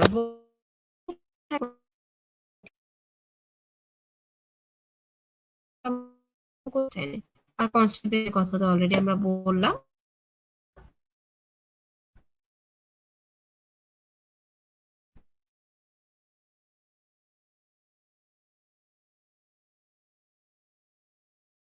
আচ্ছা, হাইপোক্যালেমিয়া পাবো, এটা একটু দাগায় রাখেন। অনেক সময় আমরা হাইপোক্যালেমিয়া পাইতে পারি, পাইরেক্সিয়া পাইতে পারি যদি এমন হয় যে ইসকিমিয়া শুরু হয়ে গেছে বা পেশেন্টের পারফোরেশন হয়ে গেল, অ্যাবসেস হয়ে গেল, ইনফ্লামেশন হয়ে গেল, অ্যাবডোমিনাল টেন্ডারনেস আমরা পেতে পারি। দেন হচ্ছে বাওয়েল সাউন্ড। বাওয়েল সাউন্ড, এটা দেখা যায় কি যে বাওয়েল সাউন্ড অনেক সময় কিন্তু অ্যাবসেন্ট থাকে। হুম, অনেকদিন পর্যন্তই এটা নর্মাল থাকে, বাট একটা না একটা সময় গিয়ে এটা অনেক সময় অ্যাবসেন্ট হয়ে যেতে পারে। হ্যাঁ, আচ্ছা, এখানে দেখেন ক্লিনিক্যাল ফিচার অফ স্ট্র্যাঙ্গুলেশন খুবই ইম্পর্টেন্ট, কারণ কি এটা একটা ইমার্জেন্সি কন্ডিশন। হ্যাঁ, এখানে দেখেন পেশেন্টের একটা কনস্ট্যান্ট সিভিয়ার পেইন থাকবে। অন্যান্য সময় কিন্তু কি থাকে, একটা কলিকি পেইন থাকে, আসে যায় এরকম। এখানে দেখেন স্ট্র্যাঙ্গুলেটেড ইনসিশনাল হার্নিয়া আছে, এটা লাগবে না, খুব একটা দরকার নাই। আচ্ছা, দেখেন কনস্ট্যান্ট সিভিয়ার পেইন থাকবে, সাথে পেশেন্টের টেন্ডারনেস থাকবে, রিজিডিটি থাকবে, পেরিটোনিজম, সাইন্স অফ পেরিটোনাইটিস থাকবে, শক থাকতে পারে। হ্যাঁ, এই জিনিসগুলো আমাদের মনে রাখতে হবে। আচ্ছা, এবার আমরা আসি ইন্টারসাসেপশন। আমরা কি নিয়ে আলোচনা করলাম এতক্ষণ? আমরা আলোচনা করলাম হচ্ছে পেশেন্টের ওভারঅল একটা ইন্টেস্টাইনাল অবস্ট্রাকশন পেশেন্টের আমরা কি কি ক্লিনিক্যাল ফিচার পাবো। এখন আমরা যদি রিজন বাই রিজন ধরি, তাহলে প্রথমে আমাদের ইন্টারসাসেপশনের কথা মনে রাখতে হবে। হ্যাঁ, আচ্ছা, আমাকে বলেন তো যে ইন্টারসাসেপশন তো আমরা বললাম যে বাচ্চাদের বেশি হয়, ওদের স্টুলটা কিরকম থাকে কেউ বলতে পারেন? একটা স্পেশাল নাম আমরা বলি স্টুলের, আমাকে একটু কমেন্ট করে জানাবেন। হ্যাঁ, স্টুলটা কিরকম থাকে ইন্টারসাসেপশনের? প্রথম কথা হচ্ছে এটা বাচ্চাদের হয়, এবং এখানে এমন হয় যে এটা একটা এপিসোডিক পেইন থাকে। এপিসোডিক মানে হঠাৎ করে পেইনটা আসে আবার চলে যায় এরকম। তো যখন এই এপিসোড অফ পেইন থাকে তখন বাচ্চা খুব কান্নাকাটি করে, চিৎকার করে, এবং সে আরেকটা কাজ করে, সেটা হচ্ছে drawing up of the legs, মানে হচ্ছে সে পাগুলাকে উপরের দিকে টেনে ধরবে, এই কাজটা করে। হ্যাঁ, এবং এটা কাদের হয় বেশি? এটা হচ্ছে মেল বাচ্চা, মেল ইনফ্যান্টদের বেশি হয়, মোটামুটি সুস্থ স্বাভাবিক মেল ইনফ্যান্টদের। ওকে, আর এরপরে দেখেন যেটা বলা হয়েছে যে এটা কিন্তু একটা অ্যাটাক আসবে, ফিউ মিনিটস থাকবে, তারপর আবার চলে যাবে, এবং এই ঘটনাটা বারবার হবে। আর আমরা যখন দেখব যে বাচ্চা যখন এই অ্যাটাকটা শুরু হয়, তখন দেখা যায় কি যে বাচ্চাটা কিন্তু একদম পেইল হয়ে যায়, লিস্টারলেস হয়ে যায়। হ্যাঁ, আর ভমিটিং হইতেও পারে, নাও হইতে পারে, আর হইলে যদি হয় সেটা সাধারণত বাইল স্টেইন হয়। স্টুলটা কিরকম হয় একজন অলরেডি অ্যান্সার করেছেন, স্টুলটা হয় একদম ব্লাড এবং মিউকাস দুইটা মিক্স থাকে, এবং সেটাকে আমরা বলি হচ্ছে red current jelly স্টুল, red current jelly স্টুল। আচ্ছা, এরপরে আমরা যখন এক্সামিনেশন করব, কখন করব? কারণ বাচ্চা তো খুব কান্নাকাটি করবে, তাই না? এক্সামিন করতেই দেবে না সে। সো আমরা কি করব, যখন একটা এপিসোড শেষ হয়ে যাবে এরকম পেইনের, তার মাঝখানে আমরা করব, মানে বাচ্চাকে আমরা ডিস্টার্ব করব না। এক্সামিনেশন করে আমরা কি পাবো? ছবিটা যদি দেখে দেখেন, একটা সসেজ শেপড ল্যাম্প আমরা পাইতে পারি। একটা লাম্প সসেজ শেপ আমরা কোথায় পাবো? সাধারণত ইপিগ্যাস্ট্রিক রিজনে পেয়ে থাকি। ঠিক আছে? আচ্ছা, আর আরেকটা জিনিস যেটা, সেটা হচ্ছে emptiness of the right iliac fossa, এটাকে আমরা বলি হচ্ছে sign of dance, emptiness in the right iliac fossa. এইটা আমরা কেন পাই এটা যদি আমরা বলি, দেখেন, যেহেতু আমরা আইলিওকোলিক ভ্যারাইটিটাকে বেশি কমনলি বলতেছি না, তো আইলিয়ামের লুপগুলা তো সাধারণত এই জায়গাটায় থাকে। তো আইলিয়ামের লুপগুলা চলে যাচ্ছে হচ্ছে কোলনের ভিতরে। তো কোলনের ভিতরে যখন এরকম চলে যায়, তখন এরকম সসেজ শেপড একটা মাস আমরা পাই। ঠিক আছে, যেহেতু এই জায়গাটা মোটা হয়ে গেল, কিন্তু আইলিয়ামের লুপগুলা যেহেতু ভিতরে ঢুকে গেছে, এই জায়গাটা একটু ফাঁকা হয়ে যাবে না? রাইট আইলিয়াক ফসা, এই ঘটনাটাই হয়। ঠিক আছে, আইলিয়ামের লুপটা কোলনের ভিতরে চলে যায়, তখন কি হয়, তখন কিন্তু রাইট ইলিয়াক ফসার জায়গাটা ফাঁকা হয়ে যায়, যেটাকে আমরা বলি কি সাইন অফ ড্যান্স। আর রেকটাল এক্সামিনেশন আমরা কি পাবো? ওই যে আগে যেটা বললাম, রেড কারেন্ট জেলি, আমাদের আঙ্গুলে ব্লাড স্টেন, একটা মিউকাস এসে লাগবে। হুম, আচ্ছা, আর অনেক সময় দেখা যায় কি যে যেই ভ্যারাইটি হোক না কেন, যদি এক্সটেন্সিভ হয়ে যায়, তাহলে ওই ইন্টারসাসেপশনের অ্যাপেক্সটা অনেক সময় আমরা ডিআরই করলে সেটা আমাদের হাতে এসে লাগতে পারে। আচ্ছা, এই গেল হচ্ছে আমাদের ইন্টারসাসেপশনের ক্লিনিক্যাল ফিচার। এবার আমরা যদি ভলভিউলাসের ক্লিনিক্যাল ফিচার চিন্তা করি, প্রথম কথা আপনার মাথায় রাখতে হবে যে ভলভিউলাস মানেই হচ্ছে অ্যাবডোমেনটা একদম হাইলি ডিস্টেন্ডেড থাকবে। এখানে ছবিটা আমি দেখতে পাচ্ছি না, আই ডোন্ট থিঙ্ক এখানে ছবিটা আছে। আচ্ছা, যাই হোক, খুব হাইলি ডিস্টেন্ডেড একটা অ্যাবডোমেন থাকবে, এবং কি দেখা যাবে কি যে পেশেন্টের হিকাফ থাকতে পারে, রেচিং থাকতে পারে, এবং অ্যাবসোলিউট কনস্টিপেশন ডেভেলপ করবে, অ্যাবসোলিউট কনস্টিপেশন ডেভেলপ করবে। হ্যাঁ, আচ্ছা, আর ইমেজিং, ইমেজিং এর ক্ষেত্রে আমাদের খুব ইম্পর্টেন্ট। আমাদের সাধারণত আমরা কি করি, আমরা আগে যেটা বলতাম যে আমরা পেশেন্টের ইরেক্ট পোস্চারে একটা এক্স-রে করি, বাট সেটা খুব একটা নেসেসারি না। সেটা কখন নেসেসারি? যখন আমাদের মনে হইতে পারে যে পেশেন্টের পারফোরেশন ডেভেলপ করে যেতে পারে, তখন আমরা ইরেক্ট পোস্চারে করব। আদারওয়াইজ পেশেন্টকে আমরা এত হ্যাম্পার করব না, আমরা সুপাইন পজিশনেই একটা এক্স-রে করব। করে আমরা কি পাবো এটাও আপনারা মোটামুটি কিন্তু জানেন। ওই যে আমরা গত কয়েক ক্লাসে বলছি স্মল ইন্টেস্টাইনের কার্ডিনাল ফিচার, লার্জ ইন্টেস্টাইনের কার্ডিনাল ফিচার। তাহলে দেখেন স্মল ইন্টেস্টাইনে যদি অবস্ট্রাকশন হয়, প্রথম যে জিনিসটা আপনারা জানেন সেখানে হচ্ছে কিছু ফুল সার্কুলার গঠন আমরা দেখতে পাবো, যেটাকে আমরা বলি ভালভুলি কনিভেন্টি, ভালভুলি কনিভেন্টি। হ্যাঁ, আচ্ছা এখন এই যে আমরা এই যে অবস্ট্রাকশন গুলো, এগুলো কিন্তু আমরা কিভাবে বুঝতেছি? এগুলো হচ্ছে distended bowel loop, gas distended bowel loop. That means এটার ভিতরে গ্যাস জমে আছে, এই জন্য আমরা এটাকে কালো দেখতে পাচ্ছি, ব্ল্যাক দেখতে পাচ্ছি, তাই না? আচ্ছা, আর এই যে এই জিনিসগুলা, এগুলাকে আমরা কি বলি? দেখেন একটা গ্যাস উপরের দিকে স্থির হয়ে আছে, নিচে হচ্ছে সাদা, এটাকে আমরা কি বলি বলেন তো দেখি? এই যে দেখেন উপরের অংশটা গ্যাস, এটা ফাঁকা, একদম স্ট্রেট হয়ে আছে। কেন স্ট্রেট হয়ে আছে? কি বলি এটাকে আমরা? এই যে মাল্টিপল জিনিসপাতি মাঝখানে এরকম ভাবে কালো, ইন বিটুইন সাদা, এটাকে আমরা কি বলি? এটা একটু বলেন। আর এই যে ঘটনাগুলা, এই যে আমাদের এই স্ট্রাকচার গুলা, এগুলো স্টেপ ল্যাডার ফ্যাশনে আছে, মানে একটু সিঁড়ির মতো করে আছে। হ্যাঁ, এবং কোন জায়গায় আছে? Centre of the abdomen. তাহলে দেখেন এই একটা ছবিতে আমরা অনেক কিছু পাচ্ছি। প্রথম কথা হচ্ছে দেখেন বাওয়েলের ডায়ামিটার, যে ডিস্টেন্ডেড বাওয়েল নর্মালের চেয়ে তো ডিস্টেন্ডেড বলেই আমরা দেখতে পাচ্ছি, সেটা ডায়ামিটারটা কিন্তু তুলনামূলকভাবে ছোট। আমরা লার্জ ইন্টেস্টাইন দেখলে আরো বুঝবো। হ্যাঁ, আর এটার মধ্যে দেখেন ফুল সার্কুলার কিছু কনসেন্ট্রেশন আছে, কনসেন্ট্রিক কিছু শ্যাডো আছে, এটাকে আমরা বলি ভালভুলি কনিভেন্টি। এই স্ট্রাকচার গুলো কোথায় আছে? একদম সেন্টার অফ দ্য অ্যাবডোমেনে আছে, স্টেপ ল্যাডার ম্যানারে আছে, সিঁড়ির মতো করে। তো পুরা কন্ডিশনটা, এবং এখানে দেখেন আমি একটু আগে যে কোশ্চেনটা করছিলাম, air fluid level, exactly air fluid level আমরা বলি। তাহলে দেখেন উপরে যে গ্যাসটা, গ্যাসের নিচে একদম স্ট্রেট লাইন কেন? কারণ এখানে ফ্লুইড আছে, ফ্লুইডের উপরের অংশে গ্যাস জমে আছে। তার মানে এটাকে আমরা বলতে পারি multiple air fluid level in the central region, centrally multiple air fluid level আছে। এই পুরো ব্যাপারটা কার ফিচার? এটা হচ্ছে মোটামুটি ভাবে স্মল বাওয়েল অবস্ট্রাকশনের ফিচার। এবং মানে যদি এটা ডিস্টালি হয়, লাইক আইলিয়ামে হয়, তুলনামূলকভাবে ফিচারগুলো আমরা কম পাবো।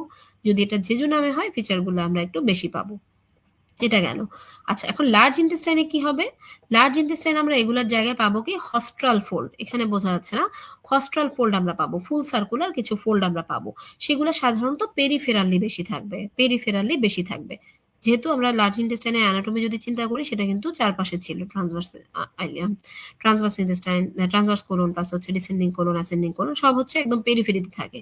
সো আমরা এই ফিচারগুলো পেরিফেরালি বেশি পাবো, ঠিক আছে? এবং ডায়ামিটার কি হবে? ডায়ামিটারটা অবশ্যই অনেক বড় হবে, স্বাভাবিক। হ্যাঁ, তো এইরকম ফিচারগুলো আমরা পাবো লার্জ ইন্টেস্টাইন। তবে আমরা যখন ভলভিউলাসের কথা চিন্তা করব, তখন আমরা আরো ওয়েল ডিফাইন্ড ফিচার পাবো। আর আচ্ছা, এটা পরে হচ্ছে। আচ্ছা, এইখানে দেখেন, এখানে একটা ভলভিউলাসের কথা ওরা বলছে, যদিও এই ছবিটা খুব একটা ভালো না। ভলভিউলাসের ক্ষেত্রে আমরা যেটা পাই, আমরা একটা কফি বিন, কফি বিন শেপ একটা অ্যাপিয়ারেন্স পাই, কফির বীজের মতো আর কি দেখতে। আমি একটু দেখাই ছবিটা, আমি এখান থেকে নিয়ে রাখছি। এই যে দেখেন, ছবিটা দেখতে কফির যে বিনটা থাকে ওইটার মতো। এবং দেখেন এটা কোন জায়গা থেকে আসতেছে, এটা কিন্তু লেফট আইলিয়াক ফসা থেকে শুরু হয়ে রাইটের দিকে যাচ্ছে, এবং খুবই বড়, মানে নর্মাল যে কোনো শ্যাডোর চেয়ে এটা কিন্তু অনেক বড়। সো এটা থেকে আমরা মোটামুটি বুঝতে পারি এটা কিন্তু সিগময়েড ভলভিউলাস। সো সিগময়েড কোলনের লোকেশনও মিলে, সবই মিলে। হস্টাল ফোরটা তুলনামূলকভাবে আমরা কম পাবো, যেহেতু এটা সিগময়েড কোলন। ঠিক আছে? আচ্ছা, এই হচ্ছে আমাদের সিগময়েড ভলভিউলাস, এটার ক্লিনিক্যাল ফিচারটা এরকম ভাবে আমরা পাবো। ওকে, আচ্ছা। আর CT scan feature of the strangulation যদি আমরা চিন্তা করি, এখানে কি পাইতে পারি? এটা আসলে মানে দেখা যায় বাওয়েল ওয়াল এনহ্যান্সমেন্টটা একটু কম থাকতে পারে, মেজেন্ট্রিক, এগুলো বোঝার মতো কিছু নাই, মেজেন্ট্রিক ফ্লুইডটা না থাকতে পারে, এইসব বলছে, দরকার নেই। আচ্ছা, ইন্টারসাসেপশন, ইন্টারসাসেপশনের ক্ষেত্রে আমরা কি পাবো? এটা খুব ইন্টারেস্টিং। দেখেন বেরিয়াম এনেমা আমরা ইউজ করতে পারি অনেক সময়, যেটা দিয়ে আমরা মোটামুটি ভাবে ডায়াগনোসিস দেখতে পারি একটা এক্সরে করে। আর আরেকটা যেটা করি আমরা, আলট্রাসোনোগ্রাফি, খুবই ইম্পর্টেন্ট। আলট্রাসোনোগ্রাফি করে আমরা যেটা পাই সেটাকে বলা হয় টিপিক্যাল ডোনাট অ্যাপিয়ারেন্স। ডোনাট কেন? কারণ হচ্ছে দেখেন একটা লুপের ভিতরে আরেকটা লুপ, এটাকে আমরা যখন ট্রান্সভার্স দিই বা হচ্ছে কলোনাল সেকশনে দেখবো, আমরা দেখতে অনেক ডোনাট। এটা হচ্ছে বাইরের লুপ, এটা হচ্ছে ভিতরের লুপ। হ্যাঁ, ডোনাটের মতো একটা অ্যাপিয়ারেন্স, ডোনাট পিঠা আপনারা চিনেন। সো এটা আমরা ডোনাটের মতো একটা অ্যাপিয়ারেন্স পাবো। এখানে ছবি নাই সম্ভবত, আগের এডিশনে ছিল বলেও মনে হয় না। আচ্ছা, যাই হোক, ডোনাটের মতো একটা অ্যাপিয়ারেন্স পাবো। আর সিটি স্ক্যান যখন আমরা করি, তখন আমরা টার্গেট বা সসেজ শেপ একটা মাস পাই। তার মানে দেখেন এই যে ডোনাটটা, এটাকে আপনি যদি সাইড থেকে ভিউ করেন, এভাবে মানে ক্রস সেকশনে না করে আপনি যদি সাইড থেকে দেখেন, তাহলে দেখেন অনেকটা এরকম টাইপের একটা ফিচার আসবে, অনেকটা এরকম সসেজের মতো একটা শেপ আসবে। ঠিক আছে, সাইড থেকে আপনি যদি ভিউ করেন, এই জিনিসটা আমরা পাবো কোথায়? সিটি স্ক্যানে। এটাকে বলা হয় টার্গেট সাইন বা সসেজ সাইন। ওকে, আর এটাকে আমরা কি বললাম? এটাকে আমরা বললাম ডোনাট সাইন। ওকে, আল্ট্রাসোনোগ্রাফিতে এই কোশ্চেনটা অনেক সময় আসে যে সিটি স্ক্যানে আমরা কি পাই, আল্ট্রাসোনোগ্রাফিতে আমরা কি পাই। আচ্ছা, আর ভলভুলাসের ক্ষেত্রে তো আগেই বললাম যে ভলভুলাসের একটা যদি আমরা এক্স-রে করি আমরা কি পাবো, একদম ডাইলেটেড লুপ অফ বাওয়েল পাবো, যেই বাওয়েলে দেখেন দুইটা লিম্ব, কিন্তু দুইটা লিম্ব কিভাবে চলে, দুইটা লিম্ব হচ্ছে ডায়াগোনালি চলে, from the abdomen from right to left, sorry এটা আসলে লেফট টু রাইট হবে, মানে ছবিতে আমরা তাই দেখতে পাচ্ছি, দেখি যেরকম এরকম টাইপ একটা ফিচার আমরা পাই। ওকে, আচ্ছা, তারপরে দেখেন ট্রিটমেন্টের ক্ষেত্রে আমরা মানে মোটামুটি ভাবে ক্লিনিক্যাল ফিচারগুলো কিন্তু পড়ে ফেলছি। ট্রিটমেন্টের ক্ষেত্রে আমাদের সবার আগে জানতে হবে কি যে আমরা একদম বেসিক ট্রিটমেন্টটা কি দিব, principal of surgical intervention. Principal of surgical ইন্টারভেনশনটা আমরা কি করব? প্রথম কথা হচ্ছে এই পেশেন্টে আপনি এক নম্বরে রিসাসিটেশন করবেন। রিসাসিটেশনটা কিভাবে করবেন? যেহেতু তার একটা অবস্ট্রাকশন আছে, আপনি অবশ্যই তাকে এনপিও রাখবেন। এনপিও রাখলেই হবে না, তার কিন্তু ভিতরে যে জিনিসগুলো অলরেডি জমে আছে, যে খাবারগুলা, সেগুলো আপনাকে রাইলস টিউব বা এনজি টিউব দিয়ে বের করে আনতে হবে। কিভাবে বের করে আনবেন? সাধারণত আপনি ড্রেনটা প্লেস করলেই দেখা যাবে যে কিছু না কিছু খাবার বা ফ্লুইড চলে আসতেছে, আর আপনি প্রত্যেক 4 ঘন্টা পর পর অ্যাসপিরেশন করবেন। আমরা কি করি, 50 সিসি একটা সিরিঞ্জ দিয়ে অ্যাসপিরেট করে বের করে আনি, এটা গেল। এরপরে যেহেতু আপনি পেশেন্টকে খাবার দিচ্ছেন না, অবশ্যই তাকে ফ্লুইড এবং ইলেকট্রোলাইট রিপ্লেসমেন্ট দিতে হবে, দিলেন। দেন যেটা করতে হবে, তার যদি কোনো বায়োকেমিক্যাল অ্যাবনর্মালিটি থাকে সেগুলো আপনি কারেকশন করলেন, বিশেষ করে সোডিয়াম ওয়াটার লস এগুলো বেশি হয়, আপনি এগুলাকে হার্টম্যান সলিউশন বা নর্মাল স্যালাইন দিলেন। আরেকটা হচ্ছে পেশেন্টের যেহেতু পরবর্তীতে কমপ্লিকেশন ডেভেলপ করতে পারে, আপনি তাকে সাথে একটা আইভি অ্যান্টিবায়োটিক দিয়ে রাখবেন। এই কয়েকটা জিনিস আমরা প্রথমে পেশেন্টকে আমরা রিসাসিটেট করলাম। এরপরে আমরা যেটা করতে হয় সেটা হচ্ছে যে management of segment of the site of obstruction, মানে কি, যেই জায়গায় অবস্ট্রাকশন তার ম্যানেজমেন্ট, যেই জায়গায় ডিস্টেন্ডেড প্রক্সিমাল বাওয়েল তার ম্যানেজমেন্ট, এবং আরেকটা হচ্ছে আন্ডারলাইং কজের ম্যানেজমেন্ট। আচ্ছা, এটা আমরা কি করতে পারি দেখেন, এটা আসলে স্পেসিফিক্যালি প্রত্যেকটা আলাদা আমরা পড়তে পারবো না সবগুলা, কয়েকটা আমরা জেনে রাখবো। প্রথম কথা হচ্ছে কি যে সার্জিক্যাল ট্রিটমেন্ট আমরা কোন কোন পেশেন্টের ক্ষেত্রে রাখবো। একটা হচ্ছে পেশেন্টের যদি একদম ইন্টেস্টাইনাল স্ট্র্যাঙ্গুলেশনের ক্লিনিক্যাল ফিচার চলে আসে। স্ট্র্যাঙ্গুলেশন মানে কি, ব্লাড সাপ্লাই কমে গেছে, আমরা একটু পরে স্ট্র্যাঙ্গুলেশনের ক্লিনিক্যাল ফিচারগুলো দেখবো, ওখানে বাওয়েলটা কেমন হবে সেটা আমরা আলোচনা করব। হ্যাঁ, এই যদি স্ট্র্যাঙ্গুলেটেড হয়ে বাওয়েলটাকে এমন হয়ে যায় যে সেটাকে আর বাঁচানোই যাচ্ছে না, এতই ব্লাড সাপ্লাই কমে গেছে, সেটাকে আমরা বলি হচ্ছে নন ভায়াবল গাট। ওকে, আচ্ছা, এখন দেখেন যদি অবস্ট্রাক্টেড এক্সটার্নাল হার্নিয়া হয়ে যায়, খুবই important, obstruction in the previously unoperated abdomen, যার এমন একটা অ্যাবডোমেন যার প্রিভিয়াসলি, দ্যাট মিনস কি হয় যে যার প্রিভিয়াসলি অপারেশন হয়েছে তার অবস্ট্রাকশনের মেইন কারণ হবে সাধারণত ব্যান্ডস এন্ড অ্যাডহেশন, কিন্তু যার প্রিভিয়াসলি কোনো অপারেশন হয় নাই তার কারণগুলো কিন্তু আরো ডিফারেন্ট হইতে পারে, সো এটা আমাদের মাথায় রাখতে হবে। আচ্ছা, এখানে একটা মজার কথা বলা, দেখেন, the classical clinical advice that the sun should not both rise and set on a case of unrelieved acute, মানে একটা পেশেন্ট আপনার কাছে অবস্ট্রাকশন নিয়ে আসলো, আপনি ওভারনাইট ওয়েট করবেন না সাধারণত, এটা মাথায় রাখতে হবে। ওভারনাইট মানে সান উঠবে ডুববে এরকম হইতে পারবে না, ওভারনাইট আপনি ওয়েট করতে পারবেন না। শুধুমাত্র যদি এমন হয় যে পেশেন্টের এটা অ্যাডহেশনের জন্য আপনি চিন্তা করতেছেন, তো যেহেতু তার অলরেডি একটা অপারেশন হয়ে গেছে, আপনি মোটামুটি তাকে কনজারভেটিভ ম্যানেজমেন্ট দিয়ে 72 ঘন্টা পর্যন্ত ওয়েট করবেন, সেটা নিজে নিজে রেজলিউশন হয় কিনা সেটা দেখার জন্য। বাট অবশ্যই সেখানে আমরা কিন্তু ওই মেথড গুলাতে যাবো যেগুলো আমরা বললাম। হ্যাঁ, কনজারভেটিভ মেথড। আচ্ছা, এখন দেখেন difference between the viable and non viable intestine, খুবই ইম্পর্টেন্ট। প্রথম কথা হচ্ছে আপনি যখন অপারেটিং মানে থিয়েটারে আসছেন, আপনি গাটটা বের করলেন, আপনার প্রথমেই দেখতে হবে গাটের কালারটা কিরকম। যদি ভায়াবল হয় তার কালারটা কিরকম থাকবে, একটা ডার্ক পিঙ্ক কালার থাকবে, ঠিক আছে।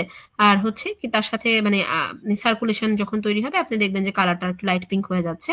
পালসেশন, আপনি ভিজিবল পালসেশন দেখতে পাবেন, ঠিক আছে। আর হচ্ছে একদম দেখতে অনেকটা শাইনি থাকবে, খুবই শাইনি টাইপ থাকবে। আর আপনি যখন একটা নন ভায়াবল গার্ড দেখবেন, দেখবেন যে একদম ডার্ক কালার, আপনি যত যাই করেন না কেন কালারটা সুন্দর পিঙ্ক হচ্ছে না, আর কোনো ডিটেক্টেবল পালসেশন নাই, কোনো ডিটেক্টেবল পেরিস্টালসিস নাই। হ্যাঁ, আর আপনি ভায়াবল ইন্টেস্টাইনে কিন্তু পেরিস্টালসিসও দেখতে পারেন। আচ্ছা, যখন আপনি ধরবেন ভালো করে, ধরে দেখবেন যে আহ মিউকোজা যে মাস্কুলেচারটা ছিল সেটা খুব ফার্ম, কিন্তু নন ভায়াবল হবে কখন, যখন তার মাস্কুলেচারটা ফ্ল্যাবি থিন ফ্রায়াবল থাকবে এবং স্কিনটা ডাল লাস্টারলেস থাকবে, একদমই ডাল হয়ে থাকবে, এবং কালারটা অবশ্যই ডার্ক থাকবে। আচ্ছা, আরেকটা জিনিস যেটা, সেটা হচ্ছে যে এখন আপনি শুধুমাত্র দেখা বা আপনি ফিল করেই কিন্তু বলতে পারবেন না যে এটা নন ভায়াবল। কারণ নন ভায়াবল গাট যখন আমরা পাই, তখন কিন্তু আমাদের সার্জিক্যাল ম্যানেজমেন্টটা এরকম হয় যে ওই নন ভায়াবল পোর্শনটা কেটে ফেলে দিতে হয়। কেটে আলটিমেটলি কি করতে হয়, হয় স্টোমা রেখে দিতে হয় অথবা আমাদের অ্যানাস্টোমোসিস করতে হয়। সো এইটা একটা গ্রেভ ডিসিশন, খুবই সিরিয়াস একটা ডিসিশন, হ্যাঁ, যে আপনি পেশেন্টের গাটটাকে নন ভায়াবল বলে কেটে ফেলে দিবেন। তার আগে আপনাকে কনফার্ম করতে হবে। এখন আপনি কিভাবে কনফার্ম করবেন? প্রথম কথা হচ্ছে, আপনি যেহেতু অপারেটিং থিয়েটারে আছেন, আপনি কি করবেন, আপনি একদম, বলা হয় ফায়ার হট মপ, আগুন গরম পানি, আগুন গরম পানিতে আপনি মপটাকে চুবাবেন। ওইটা নিয়ে আপনি যে জায়গাটায় সন্দেহ হচ্ছে ওখানে ওইটা দিয়ে মপিং করবেন, চেপে ধরে রাখবেন, দেখবেন কালার ব্যাক করে কিনা। এবং অ্যাট দ্য সেম টাইম আপনি পেশেন্টকে 100% অক্সিজেন স্যাচুরেশন দিবেন, মানে অক্সিজেন ফ্লোটা এমন ভাবে রাখবেন যেন পেশেন্টের স্যাচুরেশন 100% হয়। ঠিক আছে? ওই রকম ভাবে আপনি তাকে অক্সিজেন দিলেন। তাহলে কি বললাম, 100% অক্সিজেন থেরাপি প্লাস হচ্ছে আপনি পেশেন্টকে কি করলেন, পেশেন্টকে হচ্ছে আপনি আগুন গরম পানিতে মপ চুবাই সেটা দিয়ে ওই জায়গাটাকে মানে রিপারফিউশন হওয়ার জন্য চেষ্টা করলেন। তারপর আপনি দেখবেন যে কালারটা ব্যাক করে কিনা। হুম। আচ্ছা, তারপরও ব্যাক করলো না, আপনার লাস্ট যেটা রিসোর্স, আপনি পেশেন্টের যদি এমন হয়তো গাটটা ভায়াবল, তাইলে কি হইতো, আপনি যদি সেখানে পিন প্রিক করেন বা একটু প্রথমত আপনি টোকা দিয়ে দেখবেন। টোকা দিয়ে অনেক সময় পেরিস্টালসিসটা ইলিসিট করতে পারে, হইলো না, আপনি সেই জায়গায় লাস্টলি যেহেতু আপনি একদম ডিসিশন নিয়েই নিচ্ছেন যে এই গাঁটটা টিকবেই না, তখন আপনি কি করবেন, আপনার নিডল থাকলে ওই নিডলটা দিয়ে একটু প্রিক করে দেখবেন। নিডল প্রিক করলে দেখা যায় কি, যে যদি এটা ভায়াবল হইতো, যে ব্লাডটা আসে এটা ফ্রেশ থাকে এবং একটা ফ্লো থাকে ব্লাডের। কিন্তু যদি এটা এমন হয় যে নন ভায়াবল, তাহলে দেখবেন যে একদম ব্ল্যাক কালারের, ডার্ক কালারের একটা ব্লাড বের হয়ে আসতেছে এবং খুব একটা ফ্লো নাই সেটার। ওকে, এই হচ্ছে আমাদের একদম আলটিমেট, যখন আমরা নন ভায়াবল ডিসাইড করব, তার আগ পর্যন্ত এই সব স্টেপ আমরা নেবো। ভিতরে এই জিনিসগুলো টুকটাক ভাবে লেখা আছে, বাট এটা আমাদের একদম ক্লিনিক্যাল নলেজ, এটা একটু ভিতরে যদি নাও থাকে আপনারা একটু মনে রাখেন ক্লাসের কথাটা। এটা আমাদেরকে বেসিক্যালি পেডিয়াট্রিক সার্জারিতে পড়ানো হয়েছিল, হ্যাঁ, ওদের ক্ষেত্রে এটা বেশি দরকার হয় তো এই জন্য। আচ্ছা, তাহলে এই গেল হচ্ছে আমাদের মানে নন ভায়াবল, ভায়াবল আমরা আইডেন্টিফাই করলাম। আর আরেকটা জিনিস একটু আগে যেটা বললাম, যে যদি ইন্টেস্টাইনাল অ্যাডহেশন, ব্যান্ডস এন্ড অ্যাডহেশনের যদি অবস্ট্রাকশন হয়, আমরা কি করব, প্রথমত আমরা ওয়েট করব। ওয়েটটা কিভাবে করব, কনজারভেটিভ ট্রিটমেন্ট দিয়ে 72 ঘন্টা পর্যন্ত, আনলেস সেখানে যদি এমন কিছু না ঘটে যেটা কোনো স্ট্র্যাঙ্গুলেশনকে ইন্ডিকেট করে, সাইন্স অফ স্ট্র্যাঙ্গুলেশন যদি ডেভেলপ না করে, হ্যাঁ। আচ্ছা, আর অপারেশন যদি একান্তই করতে হয়, সেক্ষেত্রে আমরা শুধুমাত্র অ্যাডহেশন যেগুলো আছে সেগুলাকেই রিমুভ করব, মানে অ্যাডহেসিও লাইসিস করব, কিন্তু খুব বেশি কাটা ছেড়ে যাব না, কারণ অলরেডি তার একটা অপারেশনের কারণে এই জিনিসটা হয়েছে। সেরোসাল টিয়ার যদি থাকে সেটা রিপেয়ার করব, হ্যাঁ। আচ্ছা। আচ্ছা, ইন্টারসাসেপশনের ট্রিটমেন্ট আমরা কি করব, সাধারণত এটা আমরা ম্যানুয়ালি ট্রিটমেন্ট করার চেষ্টা করি। আমরা যে অংশের ভিতরে ঢুকে আছে সেটাকে আমরা হাত দিয়ে একটা থেকে আরেকটাকে, এটাকে বলা হয় মিল্কিং করে করে, মিল্কিং করে করে বের করে আনার চেষ্টা করি, এটা একটা প্রসিডিওর, হ্যাঁ। আরেকটা প্রসিডিওর হচ্ছে আমরা অনেক সময় ফ্ল্যাটাস টিউবের মাধ্যমে একটা অংশ থেকে আরেকটা অংশকে বের করে নিয়ে আসার চেষ্টা করি, ঠিক আছে। আচ্ছা, আর ভলভিউলাসের ক্ষেত্রে আমরা কি করি, ভলভিউলাসের ক্ষেত্রে আমরা সাধারণত এখানেও প্রথমে আমরা নন অপারেটিভ অ্যাপ্রোচে যাওয়ার চেষ্টা করি। আমরা যেটা করি, একটা ফ্লেক্সিবল সিগময়েডোস্কোপি বা রিজিড সিগময়েডোস্কোপি, এটা দিয়ে ইউজ করে একটা ফ্ল্যাটাস টিউব দিয়ে ভিতরে যে মানে ম্যাটার গুলা ছিল সেগুলাকে ডিফ্লেট করে নিয়ে আসার চেষ্টা করি। ডিফ্লেট করে আনলে কি হবে, ডিস্টেনশনটা কমে যাবে, আলটিমেটলি আনটুইস্টিং হয়ে যেতে পারে। ঠিক আছে, একটা টিউব রেখে আসবো আমরা। আর একটু আমরা রেডিওগ্রাফি নিতে থাকবো, যেন আমরা দেখতে পারি যে এই ডিস্টেনশনটা কমছে কিনা, মানে ডিকম্প্রেশন হয়েছে কিনা। আচ্ছা, এখন যদি এমন হয় যে না সেটা হইল না, ফিট পেশেন্টদের ক্ষেত্রে আমরা তখন কি করি, ইলেকটিভ সিগময়েড কোলেক্টমি করি।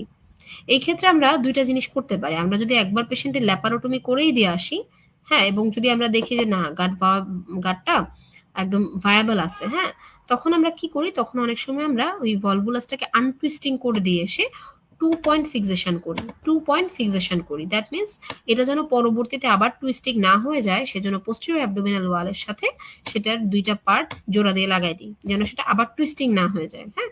আনটুইস্টিং এর জন্য 2 পয়েন্ট ফিক্সেশন করে দেই। আচ্ছা, এটা খুব ডিটেলস আপনাদের জানা দরকার নেই আর কি, জাস্ট বিষয়গুলো জেনে রাখেন। আচ্ছা, আরেকটা যেটা, যে যখন গার্ডটা ভায়াবল থাকে, ফিক্সেশন করলেন আপনি পোস্টেরিয়র অ্যাবডোমিনাল ওয়ালের সাথে, তো আপনি তখন কি করবেন, আপনি মানে এটাকে কি বলে, মানে এটাই হচ্ছে, সরি আমি যেটা বলছিলাম, যে এটা হচ্ছে আপনার মানে ইনএক্সপিরিয়েন্সড হ্যান্ডে আপনি এই কাজটুকুই করবেন।